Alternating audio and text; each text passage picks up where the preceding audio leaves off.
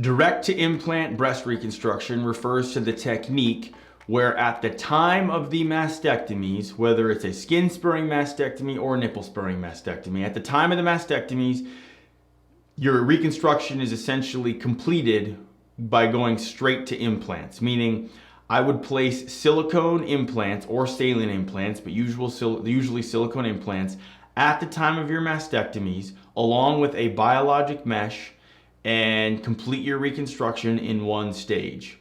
So this has a huge advantage in that you don't need to go through the tissue expander phase of breast reconstruction. The downside is that if you want to have your skin stretched out and have larger breasts in the end, you may need to start with a tissue expander, and if that is your goal, I would not recommend a direct to implant reconstruction. So how a direct implant reconstruction is performed is initially I will mark you up in preoperative holding. The general surgeon will then perform the mastectomies using the markings that I drew on you before surgery.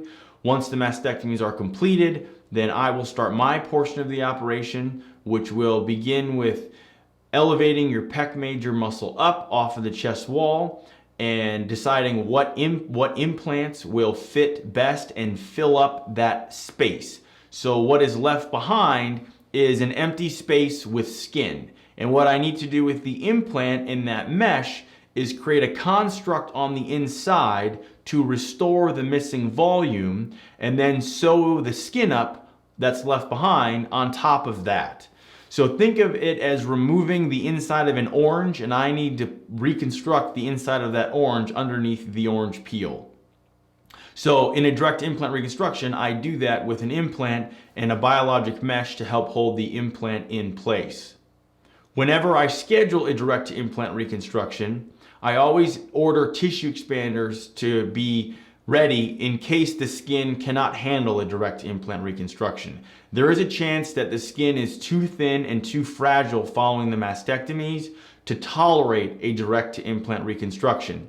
In that case, I would abort the reconstruction and we will do it later, or I would put in a tissue expander with very little to no fluid in the expander, and we would then allow your skin to heal and recover from the mastectomy, and at that point we would begin adding fluid to the tissue expander. Now, of course, if you're scheduled for a direct implant reconstruction, you're hoping that you don't wake up with a tissue expander, and you're hoping that you don't have to go through the tissue expander process, and that is my goal for you as well.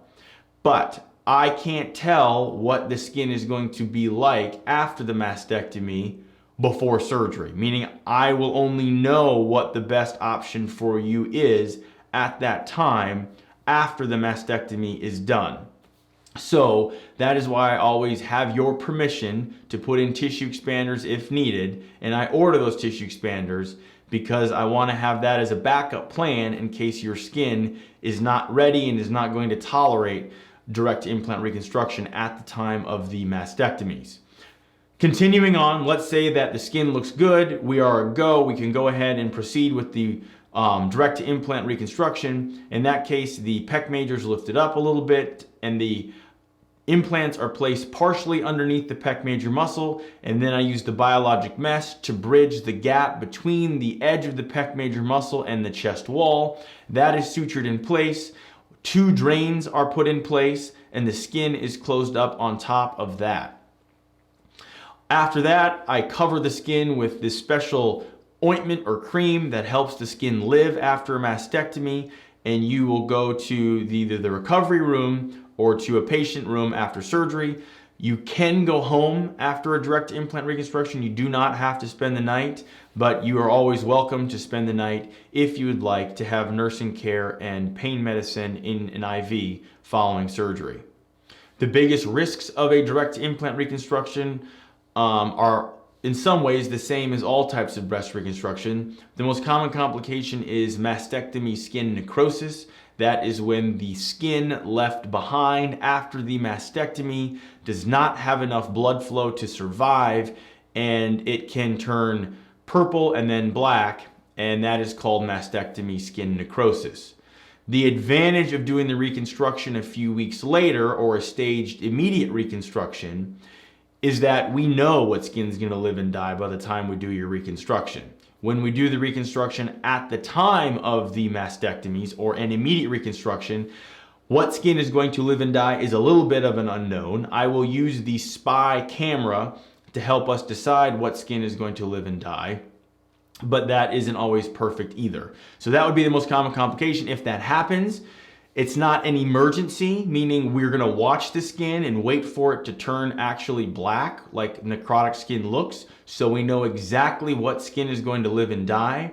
Also, that waiting time makes the skin around the dead skin, so the skin around the dead skin that does survive gets stronger and stronger and stronger every day.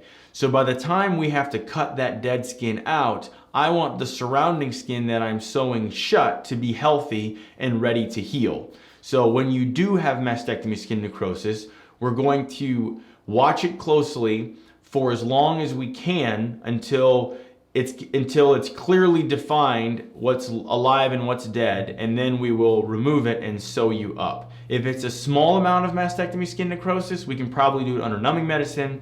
If it's a large amount of mastectomy skin necrosis, we may have to go to the operating room, and you may ultimately need a flap reconstruction to add missing skin to your chest.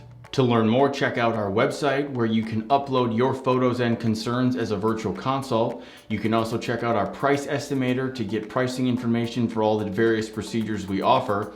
And finally, if you'd like to have your questions answered on a future podcast or Q&A video session like this, please leave a message on our SpeakPipe. You can go to our blog page and our SpeakPipe is located there.